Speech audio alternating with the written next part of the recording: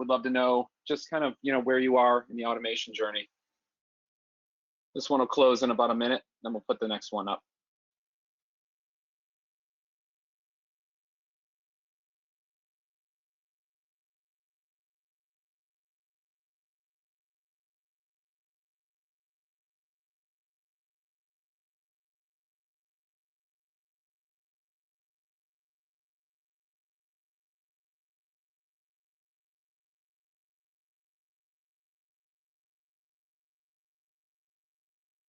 All right, I'm going to close this one.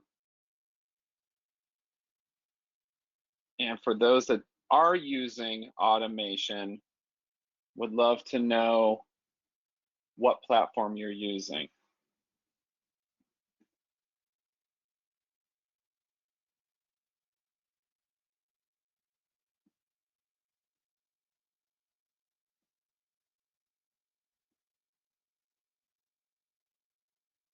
A lot of sense people here, it looks like.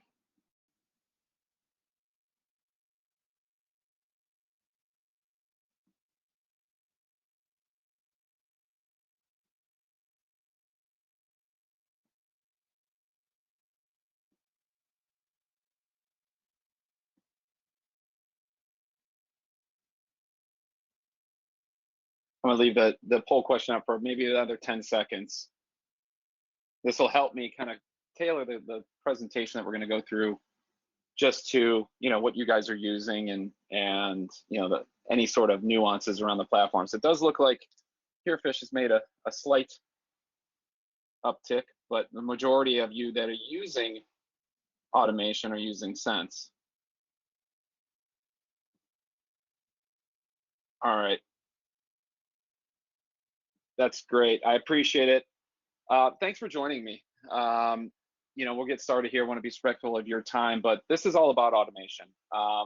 My name is Jeff Staats. I'm the CMO of Haley Marketing. I've been here for about 6 months or so.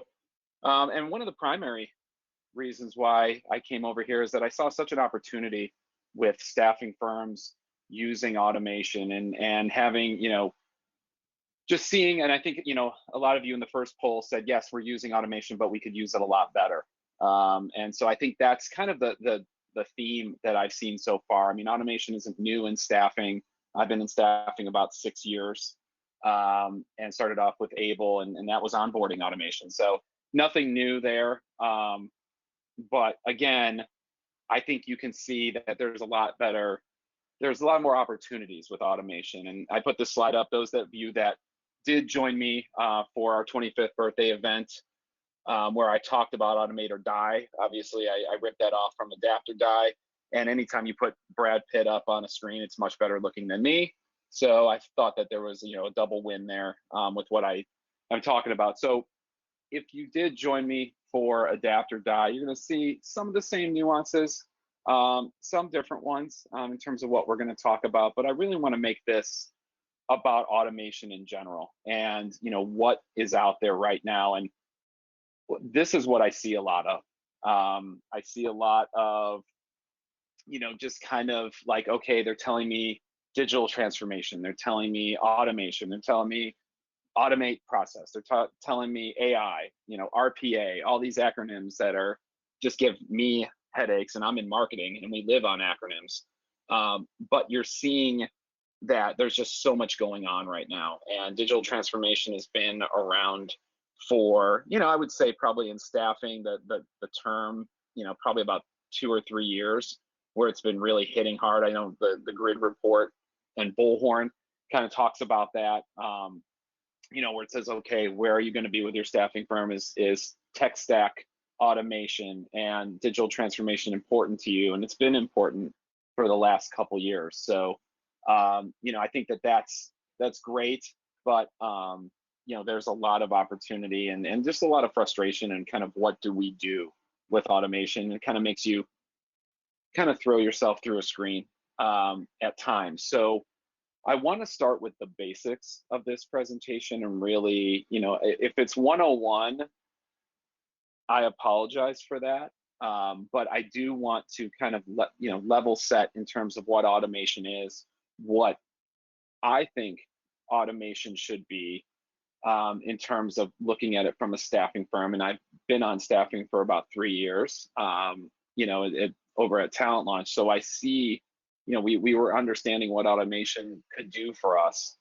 And then also, looking at when you shouldn't add automation to your tech stack. So there's that. Then we'll get into startup and scale up and where you're at with all those things. So a couple of you that answered the polls, did say, hey, I'm not really interested in automation. I'm not using it right now. Maybe you're too small, or you think you're too small in terms of your revenue. I really personally don't think that any staffing firm is too small to use automation. I think there's a lot of opportunities for automation, but let's start back at the basics. So, what is marketing automation?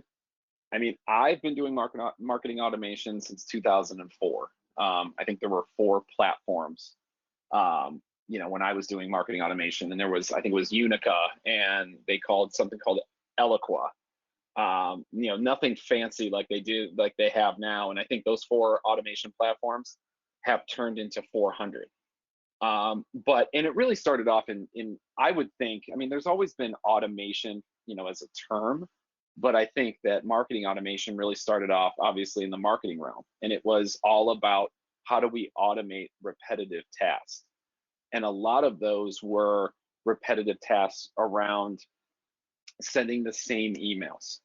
Even the emails that you received for this webinar, you got emails that probably gave you reminder emails, and they were, of course, we're not hand typing each one of those emails.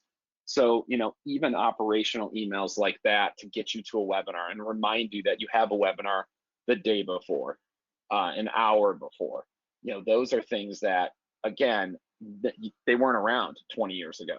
We didn't have those things. So we were looking at it, we were doing these hand emails and doing reminders. So, it was really came out of the fact that marketing departments needed to be quicker. And, so they looked at post download emails as one of the biggest ones, where you downloaded a piece of information, you want to stay in front of that contact. And so, we were able to create these drip campaigns. And, it would be a 5 email campaign or something. And again, that's all about, engagement. And then we got into welcome series. So if I met you at a networking event, and then I put you into my database, and then I sent you, emails every week, every couple weeks, where you can learn more about my company. And then we got into process workflows, and making sure that a contact status was updated in our platform, in our whatever platform we're using, database we're using, Salesforce, any other of those platforms. And that was really what we got into from an automation standpoint, is primarily engagement, but we started talking really about how do we create consistency around our email, around our message, and how do we automate some of those repetitive tasks. When you look at marketing automation for staffing, what do I think it really is? I mean, I think that it's really 2 different areas. You're talking about process, and so you're looking at process automation. You'll hear the acronym RPA that I said earlier, where it's about eliminating those mundane tasks. I mean, a recruiter, a salesperson, business development person, they're responsible for creating relationships, whether they're creating relationships with candidates, whether they're creating relationships with prospects or clients. That's their job. Do they want to do data entry? No, they don't. So when we look at automation, we look at how do we automate some of those data entry tasks, making sure that all your candidates, wherever they are in the process, their status is updated. And so there's, making sure all of that happens is really key, because it keeps the database fresh. And it also makes sure that you have the right information for that contact. So looking at empty fields, looking at maybe a phone is not the right phone number. How do we keep the phone numbers fresh? and emails fresh. So it's all around about process. Then the other side of that is engagement. And really that's the fun, the sexy, side of marketing automation is how do we create those personalized campaigns, trigger-based campaigns that, what we can do is we can stay in touch with our top talent or with any talent or our NPCs. And the trick of the engagement side of this is to not make it look like it's robotic. And that's where I call it like the relevant conversation. I remember saying that at a panel, I think it was at Staffing Hub Live a couple years ago, where it was all about creating relevant conversation. I think that's the key and kind of the hidden gem of automation is the more that you can make it look human, the better that it's going to be. And trust me, I've seen enough automation platforms and enough journeys for those sense people, those 45% of you that said to use sense. I've seen enough touch points of journeys where it doesn't look as personal or as customized as it could be. It is robotic. But again, you know, this is such a new platform, and this is completely new across the board. So, that's really what I think marketing automation for staffing is. There's those two different buckets. And I think it's important to make sure as you're thinking about these things, you understand that yes, there are those two buckets that we have to look at. So getting into the 101 side of things is what are the main platforms in staffing? Obviously, you guys know the two main players. There's Sense and Herefish.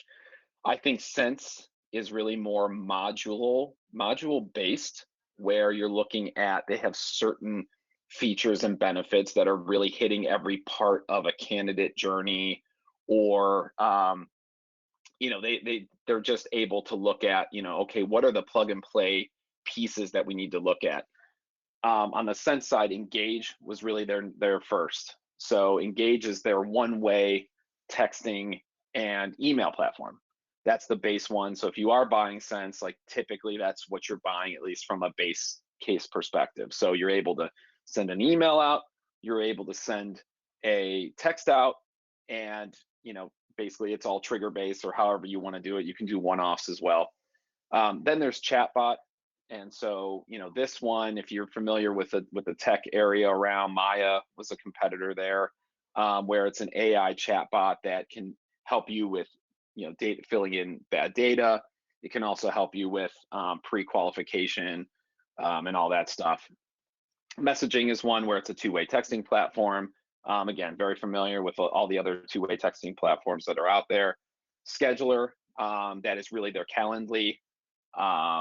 I guess their Calendly competitor, where you can actually create calendars and team calendars that allow you to, what I think is really cool is if you find a candidate and they pass through the qualifications of whatever you're asking them, questions, anything else around potential survey questions, you can then pass them right into scheduling a interview with one of your recruiters.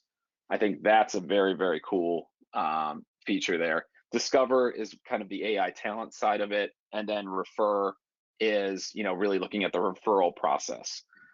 So like you'll see, again, you'll see how it's really presented is more of a module based platform, very similar to HubSpot. If you're familiar, any marketers out in the attendee group that understand HubSpot, you'll see kind of that HubSpot-esque type of layout.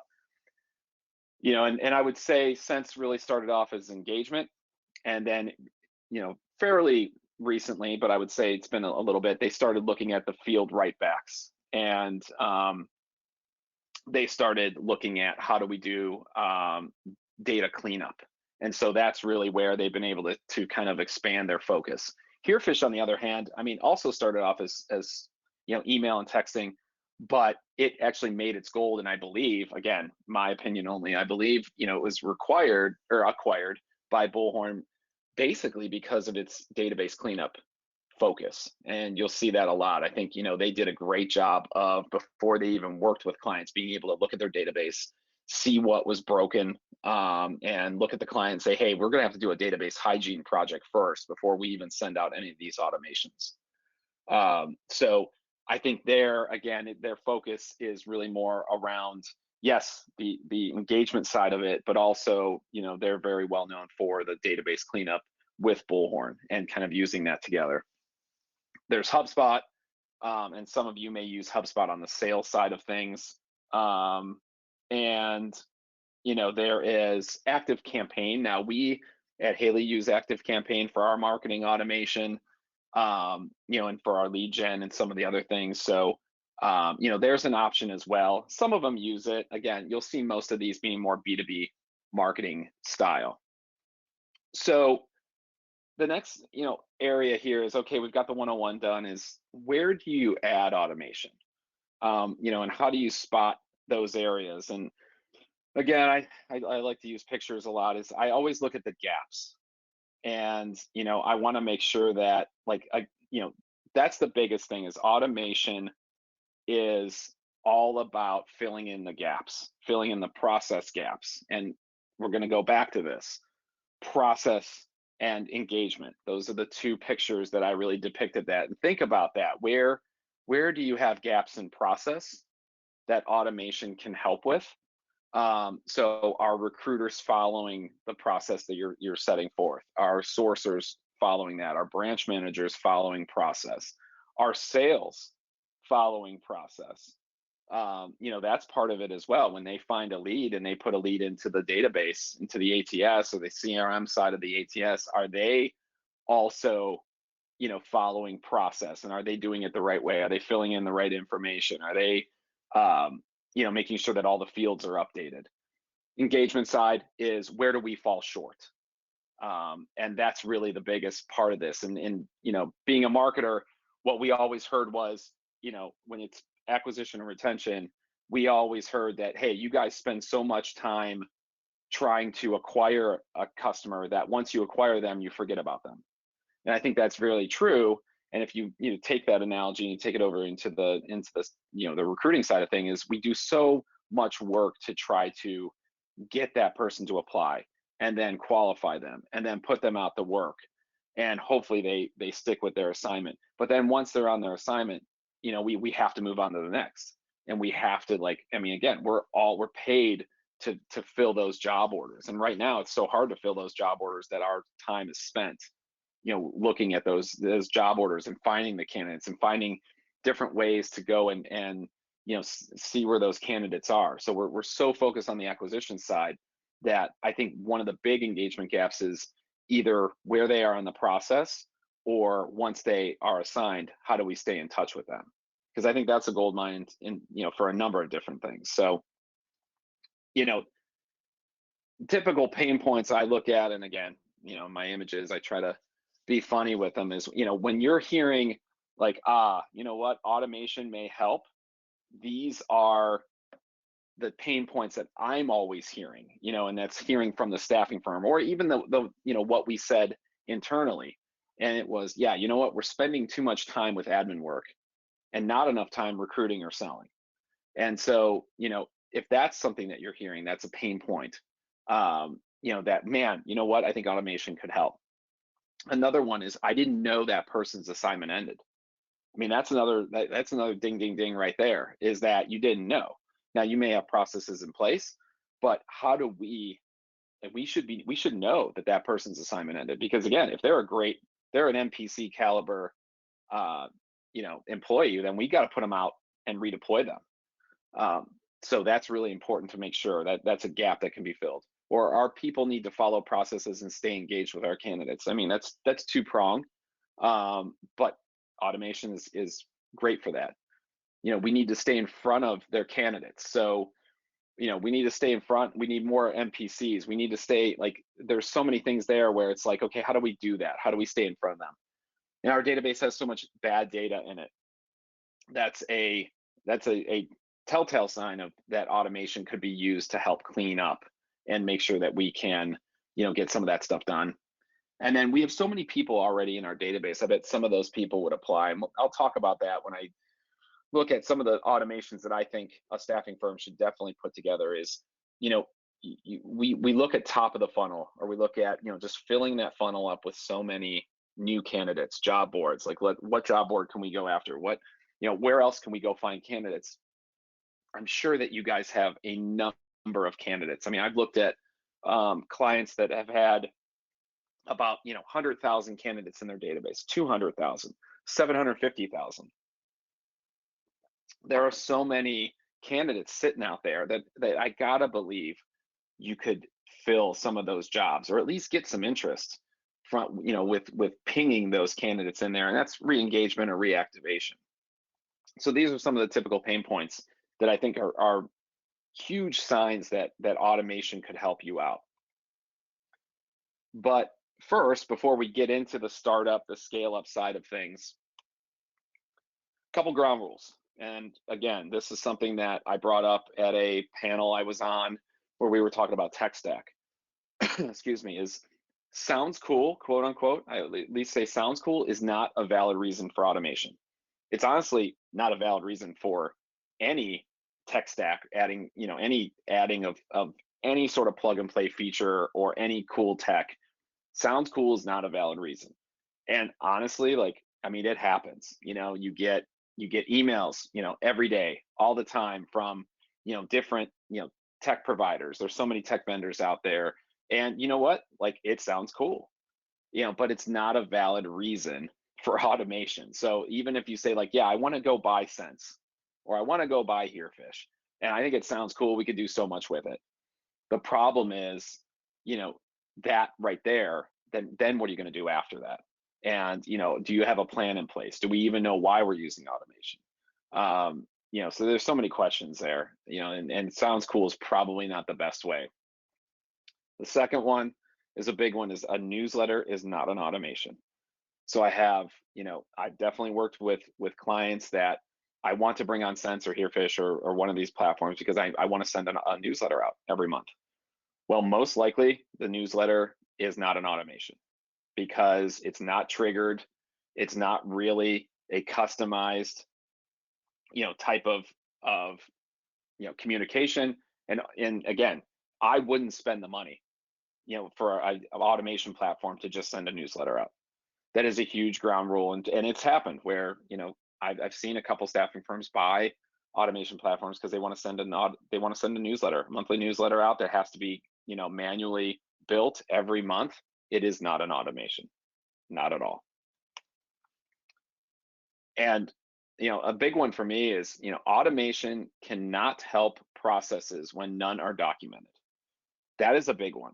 If you don't have your processes documented, then automation can't find the gaps. Like that is kind of the 101 of what we're talking about here, is that you need to have your processes documented for you to be able to say like, oh, what can I do to create efficiencies for this gap in my process? Again, a ground rule, but an important one. And my most favorite image is it's about the database. It's crap in is crap out, and I'll be nice with that one. I mean, it's, if you have a database that is unsalvageable, like there's no way we can create automation. Automation does a great job of keeping your database up to date, clean, with the right people, but if you don't have, if your database is just a train wreck, it's not going to do anything. I mean, I had one automation that we sent out one time where we were doing, I think it was a re-engagement campaign or something, and it was going to their first name and last name, and the last name was Smith hyphen jerk, and it said something worse than that, but it was a note that somebody left after their last name that just identified them as the candidate was probably a jerk to work with. And it's just, when you do something like that, like, you have to know, hey, we're sending an automation out and we got to make sure that the database is clean. So stuff, automation can help, but I would recommend your database gets clean first before even putting any automations in place, because it can turn out to be disastrous results. Okay, so to the meat of the presentation is how do you start up and scale up your automation? So depending on where you are in the process, a lot of this is, if you're starting something up, I know a number of you said, hey, we're using it, we're trying to get value out of it, or we could be doing better. So I don't know where you all are going to be in this whole in this whole startup or scale up game. Um, but the idea is, like, I'm going to give you a top 5 list of where I would start if I was starting up automation, and which automations I would put out there. And then maybe you're beyond that, and where I would go to scale up.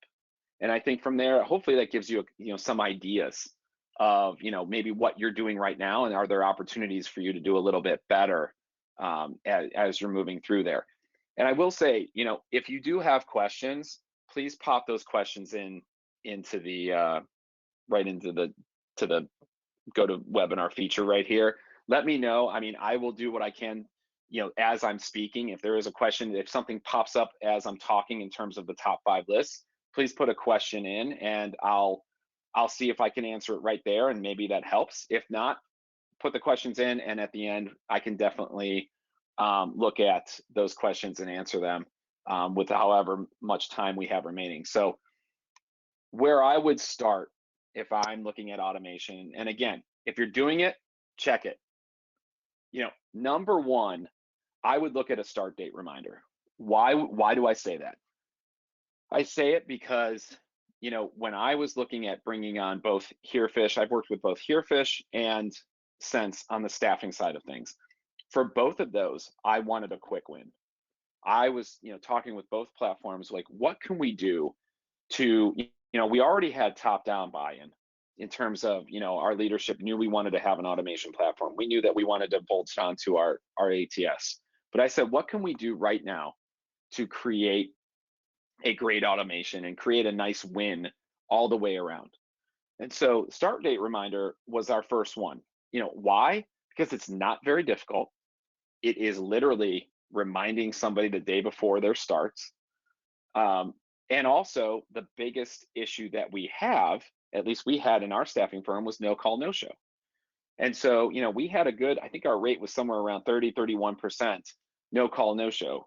And this was a couple years ago. So obviously the landscape has changed. But, what we wanted to do was we wanted to say, okay, if we're going to invest in this platform, and our people right now are making calls, to remind people that they need to start the next day, and then also scrambling, when somebody doesn't show up to fill in, on that day, and they've got an angry hiring manager that is like on them to say, hey, you told me you were going to have 10 people show up and you have 4. I need to get 6 more right now.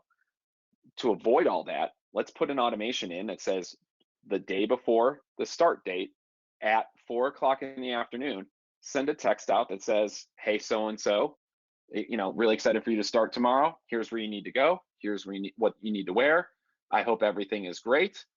Enjoy your first day. If you need anything, let me know. And that text can come from the recruiter, account manager, whatever you call them. And that was a simple thing. What we actually did there is we had, I think, 6 on our team in that one staffing firm. They saved about 40 hours a week in admin time, both in calling and reminding, as well as scrambling. So that was the equivalent of an FTE that they saved. So say an FTE is 40 grand for that position, just make it easy. There's $40,000 in savings with just that one little reminder. Now, I will caution you, what came up was, hey, we've got to actually change our internal process, because somebody told me on Sunday night, because a majority of our start days were Monday, somebody told me that, hey, I'm not going to show up. So what do we need to do? And, so we've got to now we've gone from a no call, no show to a call, no show. So I will caution you that, updating your internal policies, your processes, making sure that, yes, your people will have to be attentive on Sunday afternoon, Sunday evening. And it's just, it was great because we reduced our no call, no show rate by 31%. And then also we saved that time. So it was a quick win, and it happened within a couple weeks of when we launched. So again, a great way to instill trust and confidence in the automation platform by just doing a start date reminder. The next one I would look at is re-engagement. I would definitely say that re-engagement is a key thing. And I mentioned this before, is we're so fixated on um, making sure that we're filling the top of the funnel. We're adding more people because of job spend. We're going to these boards and this board and Facebook and LinkedIn and all this stuff. Well, we have the database. We already have those people. You've already worked with them. Why can't we just re-engage them and look at it from a job matching? We looked at it on the category side. So we said that if we have anybody in the warehouse or production category, whenever there was a warehouse associate position open, and maybe you can do it by geography or branch or whatever, then we would send a hot job announcement out that would match the category. And so it would just go out, and this is a new job, we've got a new job for you. If you're not interested, please let us know if somebody else is interested, or forward this over.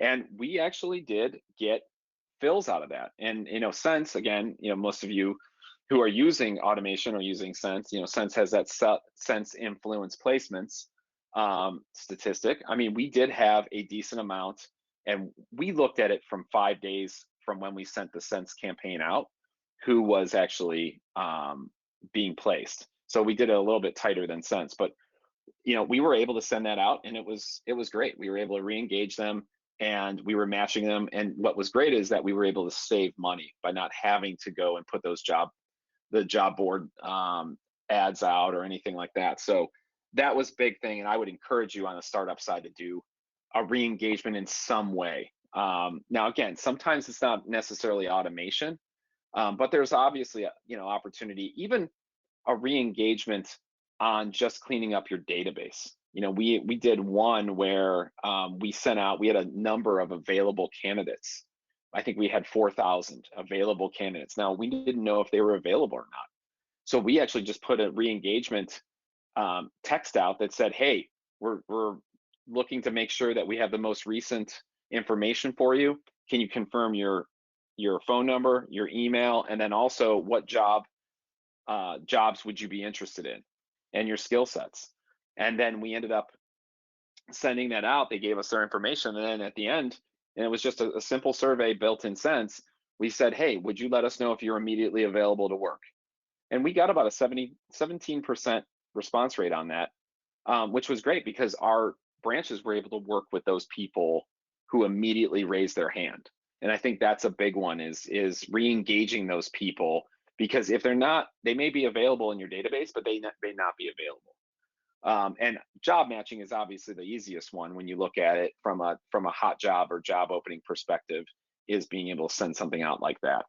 So I would definitely, as my second one, put something out that is all about re-engagement.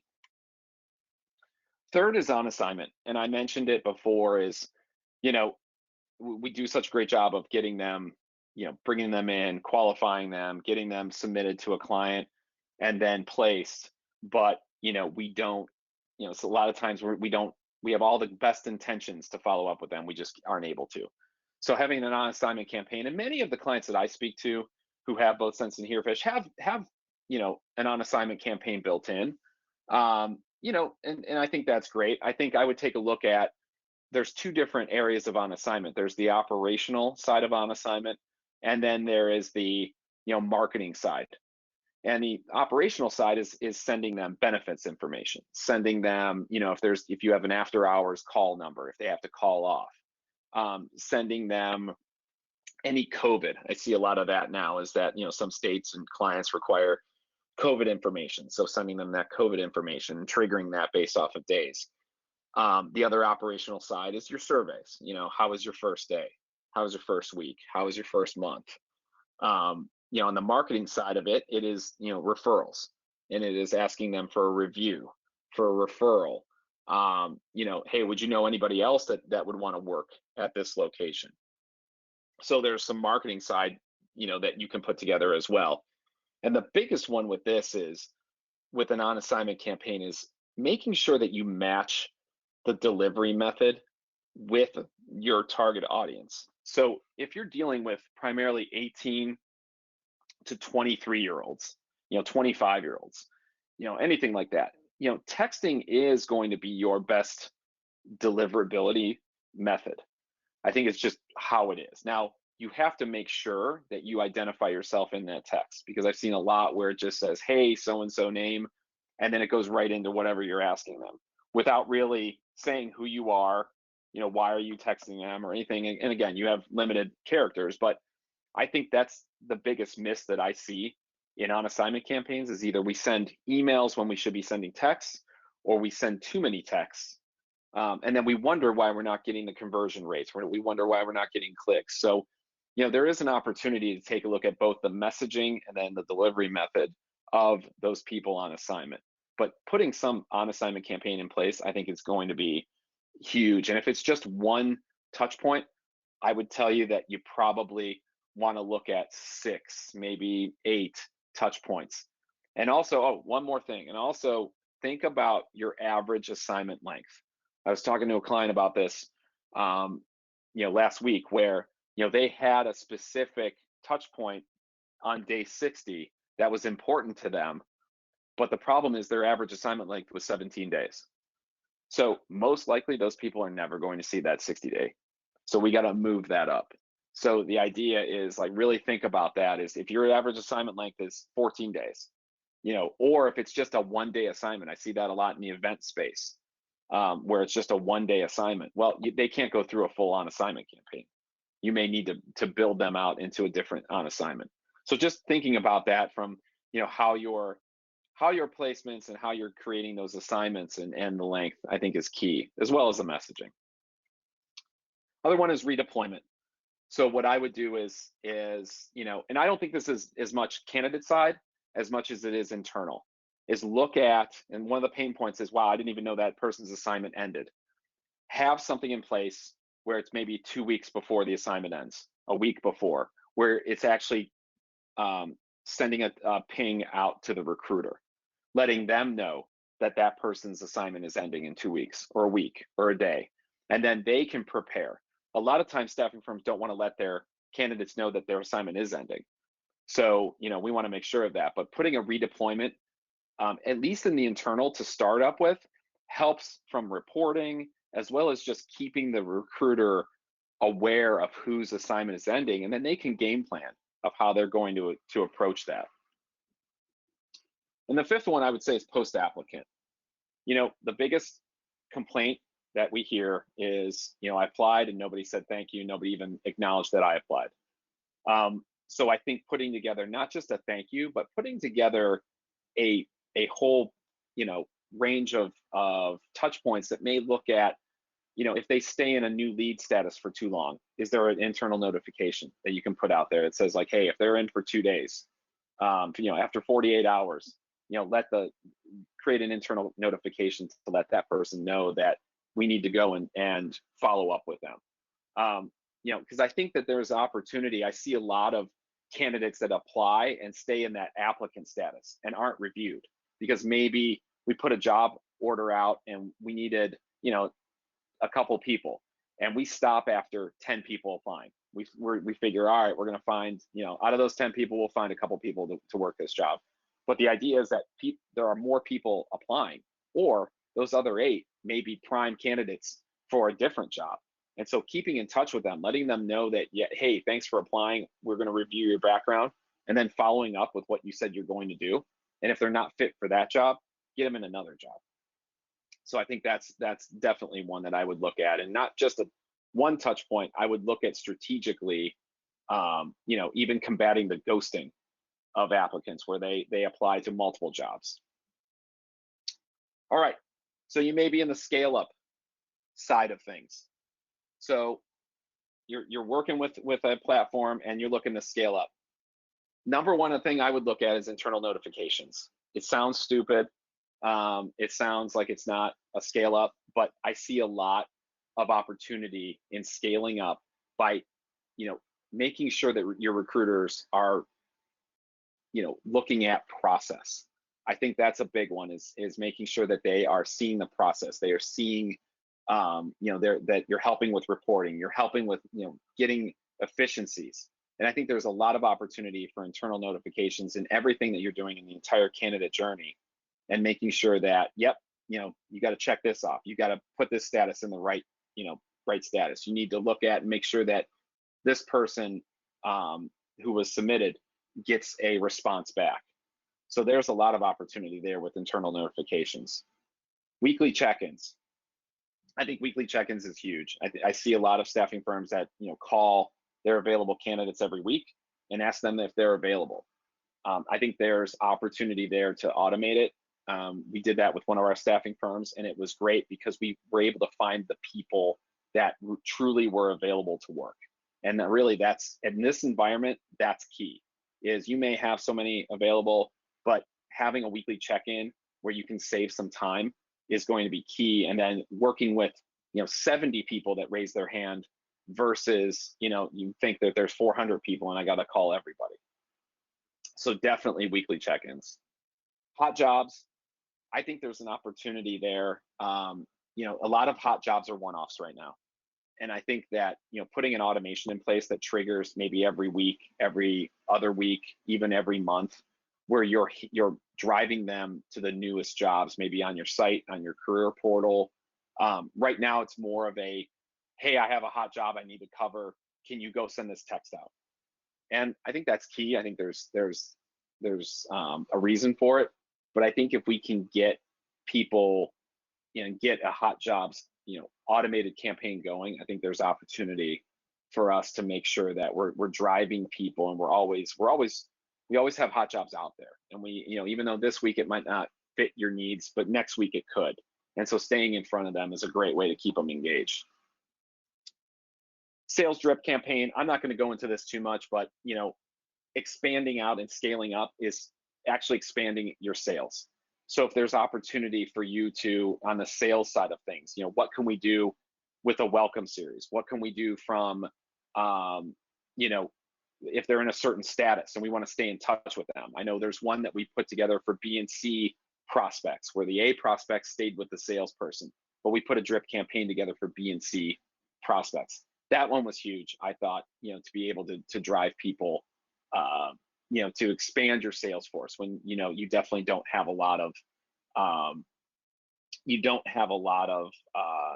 people to be able to do that. And then the next one that I would look at is strategic review and referrals. I think that,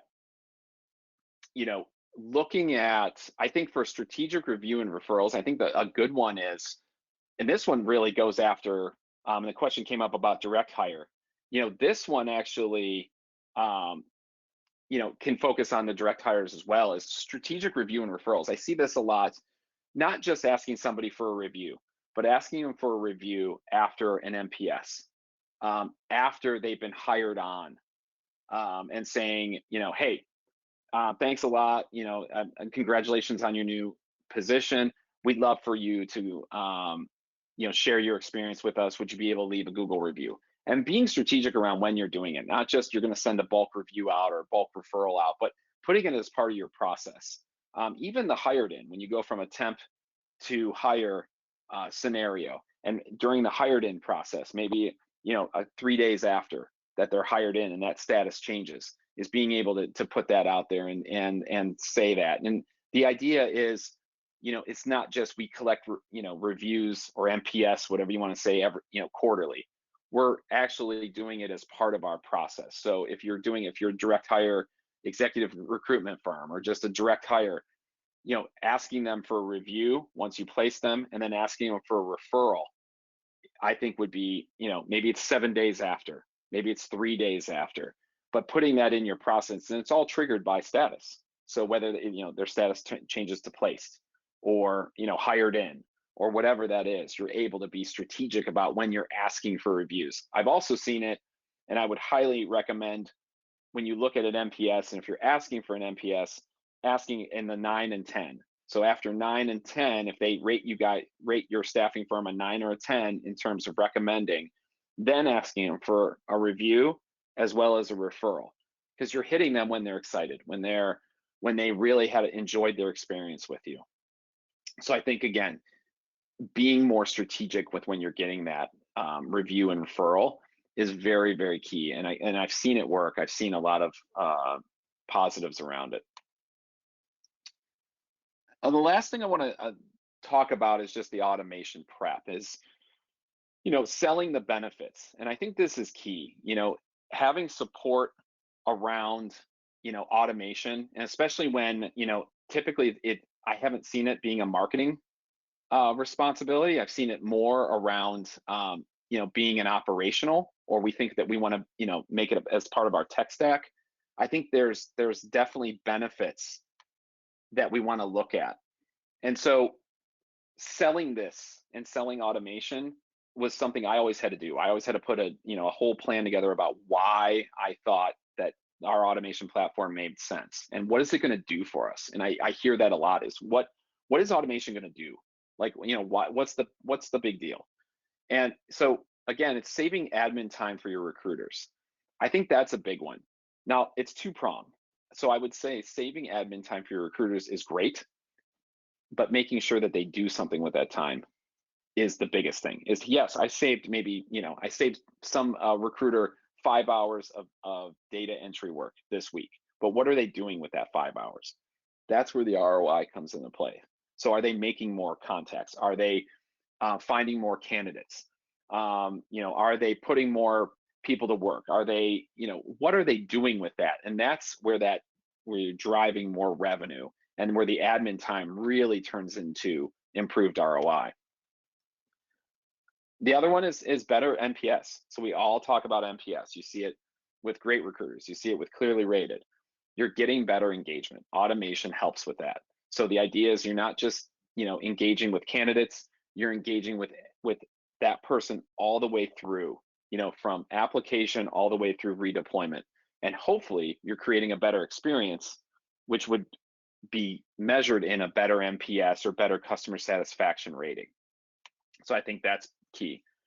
On the recruitment side, and it's all about not having to go to the well, not having to go to job boards. So can you save money by filling some of those job openings with people that are already in your database? That's what re-engagement, that's what reactivation, where you haven't even talked to that person, and that's all based off of last note trigger.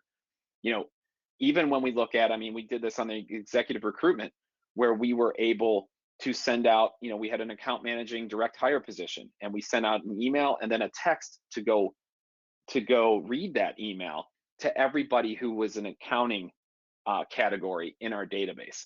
Being able to do that versus having to spend $1,100 on a LinkedIn job, or spending time, that's key, is being able to say, hey, you're in our database with accounting as your skill. Here's a great job. I hope, here's the job requirements. Let me know if you're interested.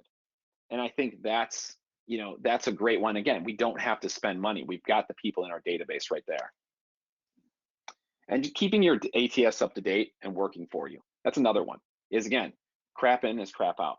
And making sure that your ATS, you want to have the freshest data. You want to have the most recent cell, most recent email. You want to make sure that they're in the right statuses.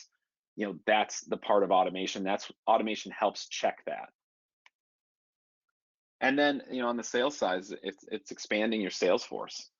I think that's another one too, is you can use marketing automation to stay in front of prospects more than you could having somebody cold call. Or, I see a lot on the welcome series side, where we pre-market and we send out maybe 300, emails, automation drip campaigns out to 300 prospects. But then sales is talking to just 50 of them who, open, or they click, or they engage. So that's another, value prop on the automation side of things. So if you are in the camp of where to start, I would definitely say identify the platform, and then also identify your POC, so your point of contact, because I think I've talked to at least 20 companies where the point of contact is different in every company. So really finding out who owns your automation platform is probably one of the most important things that you can figure out. And sometimes there's multiple owners, sometimes there's no owners, but having somebody be the main point of contact is going to ensure success when you implement this platform, and then you start putting together automations or journeys in your staffing firm. Otherwise, it's going to be a, a pointing contest of who, when something goes wrong, who's actually owning this, or where's the accountability. So identifying your point of contact first is key. Getting the leadership buy-in, looking at it from a top down. I always had leadership buy-in. You always had to, usually it was a bottom up approach, but it was a top down buy-in. And so I think when you're adding a platform that could be 3, 4, 10 grand per month, making sure you have that leadership buy-in is really, really huge. And then obviously document, update your processes. You can't find the gaps if you don't document, and really be able to understand where your process gaps are. Be agile, and then be committed to it. So automation is great because you have to be agile. Like, there are changes that you're going to make. You're going to have to make changes across your processes, and you're going to have to communicate those changes. So that's really big. And then you got to be committed to this. This is not a 1 month and it either works or it doesn't work. It's going to take 6 months, 12 months to be able, to really get the ROI that you need, because you're changing mindset, and it's all about change management and what this marketing automation can do for you. And then you've got to get your recruiters to buy in, especially with the turnover that happens in staffing right now. So you're re-educating people on a monthly or quarterly basis. So that's really important as well. And with that, I do have a question. The sense, so the one question, does Sense integrate with different applicant tracking systems? So they would be able to tell you that more. I know they integrate with Bullhorn, Aviante, so both classic and bold. They integrate, I think there's, I want to say eRecruit, and that's all part of the Bullhorn experience. There are other applicant tracking systems that they do integrate with. Some of the other ones, I want to say Smart Recruiter is one, I believe. Don't quote me on that one, but they do integrate with other applicant tracking systems. Now, Herefish, on the other hand, I think it's a Bullhorn product. But thank you for your question. Any other questions?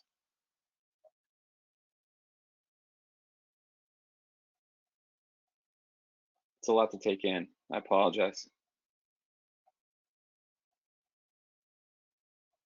I'll wait a couple seconds, but here at Haley, we do have an automation optimization product and service. So it involves really looking at your sensor Herefish platform, looking at best practices, really auditing, what you're doing right now, and and then being able to help you navigate and manage that. Again, it's a lot of times you may have a point of contact, a lot of times you don't, and being a second set of eyes, is one thing I think that's really, really key right now in terms of making sure that you're getting the value out of your investment of either Sense or Herefish. So we are doing that now. My email's there. If you, I have one more question. Oh, I have a couple questions. KPI examples. So I think KPI examples, for an automation platform, I think response rate is key. Again, I would be careful with response rate, because some texts or emails you don't want them to respond to. I think that, Austin, I think, response rate, I think conversion rate is another one. So making sure, when they do a survey completion, because you're sending those out because you want them to complete their survey. So you want to have engagement and interaction. I think NPS is another example. Some staffing firms think of that as a huge one. So looking at NPS and saying, okay, we're at a candidate NPS of 65. Now that we put Sense in place and we've asked these questions throughout the on assignment campaign, whatever, we're now to 72. I think that's important. I would also look at the time to fill, or the Sense influence placement, or Herefish influence placement, whatever it is, from I'm finding candidates and I'm placing them faster because of our automation platform. I think that is one that you want to find there. Even on the direct hire side, and Bali, I know you've asked about that. The direct hire side is the same way. I think looking at again, it is more of a transactional, but you want to look at how does your automation platform, how quickly can you place, if you may have a 45-day time to fill, if you instituted automation, could you bring that down to a 35? Because instead of you putting a job ad out on LinkedIn or asking for referrals, you're mining the database. And then Andrew says, is marketing automation in its infancy for staffing? I think marketing automation is in its infancy. I do. I think that, again, I think these platforms have only been around for about, 6 years. It was funny. I was just on a podcast with Maurice Fuller, who does, he's with Staffing Tech, and he knew Vector, and he does a lot of tech stack evaluation. Really smart in terms of how he's doing the tech stack evaluation. And, we both agree, like, I think there's going to be more marketing automation platforms. Again, when I started in 2004, I was using something called Market Tracks in the credit union space. And at the time, I think there were 3 that were the main players, or 4 that were the main players. Now there's 400. I think you're going to see a HubSpot come in. I think you're going to see staffing firms using both Herefish and Sense. I think there's opportunity, especially when you're a larger staffing firm. I think you're going to see some of these one-offs. I think there was SalesLoft, I believe, is a B2B staffing or marketing automation platform. I think the way that marketing automation in other industries, and I've been in telecom, I've been in financial services, insurance. The way that marketing automation grew was that it took one feature and tweaked it. And I think that's what you're going to see is as this gets to be more well adopted, you're getting beyond the early adopters, and this is now kind of like spiraling out from the donut, from those kind of core people into smaller staffing firms. You're going to see more opportunity. I think ActiveCampaign has an opportunity. One of these, where it's a little bit cheaper, it's more of an automation light. I do think that there's opportunity there. So thank you for your question. Thank you for everybody for your questions. Like I said, please, send me any emails in terms of, if you want to talk more. I'm on LinkedIn as well. So please definitely send me any of the questions. Happy to talk with you about your automation platform, challenges, opportunities, anything like that. And I got to do a couple spins before we end here. We will be at Staffing World. Knock on wood, we will be there in person. So we're at booth 615. We're celebrating our 25th birthday. We continue to celebrate that. So it'll be an awesome time over at the booth. You have a chance to win $25,000 in travel. So we'll be over there. I will be there. So if you are going to be going to Staffing World and you want to talk more nerd marketing automation, please come and visit us over at booth 615. It'll be a great time. If you do want to book some time with me or any of our sales team, there'll be about I think about 6 of us that will be taking meetings. Definitely right down at the bottom there is a landing page. Put that landing page in, schedule some time with us while we're at Staffing World in Denver, and we're happy to talk with you. Also, I don't know if you made it to the 25th bash last month, but all of the presentations are on our landing page, haleymarketing.com/25bash. You can definitely go there. You can download and watch any of those presentations. Mine is on there as well, so please definitely go in there and get some information from some of the industry's smartest people. Not me, many other smart people. So you can definitely do that. And then finally, our upcoming webinars. So our next one is on Haley Mail and blogging. You'll be getting some information. It's going to be later this month, Tuesday, September 21st at 2 p.m. So definitely join us there if you're interested in Haley Mail and how we do that, blogging, any tips and tricks.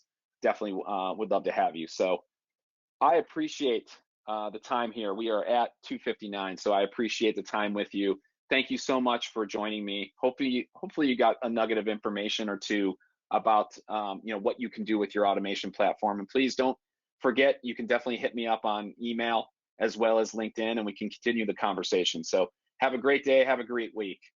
Thank you so much.